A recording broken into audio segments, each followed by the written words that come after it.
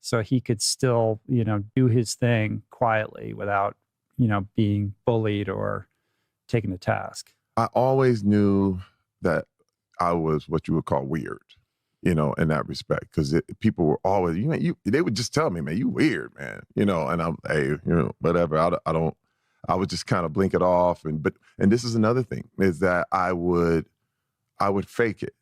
A lot of my acting ability, one thing I used to do is dumb down. It was, oh man, I don't know what y'all talking about, man. What you doing, man? Yeah, and you just learned to mirror the lingo and the mirror. I would mirror people so that they wouldn't be suspicious. You know Right, what I mean? just get along to go along. It was and then go home, and then all of a sudden find somebody who, or even be at school and find somebody who we had the same, interests, and it was like, oh man, I could go all in on this. You know what I mean? And it was funny because even when I met my wife, she said, he said, I thought you were the biggest nerd, and I saw you with your friend, and you talked a whole different way. And I was like, that's kind of how I'm doing my whole life.